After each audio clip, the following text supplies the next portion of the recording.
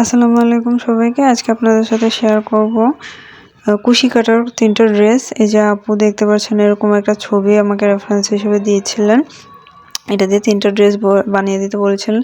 তো 3টা ড্রেসের জন্য আপু সেম কাপড়, সেম কুশি কাটার পার্ট এবং ফুল এবং লেস দিয়েছেন, আপনারা দেখতেই পাচ্ছেন।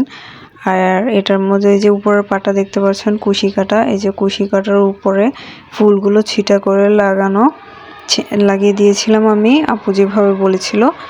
তো তারপরে যে নিচের মধ্যে পুরোটা ফ্লেয়ারের নিচে যে দেখতে পাচ্ছেন সুন্দর একটা সাদা লেস দিয়েছিল আপু। তো এই লেসটাই আমি চতুর্পাশে লাগিয়ে দিয়েছিলাম, অনেক সুন্দর দেখতে লেসটা।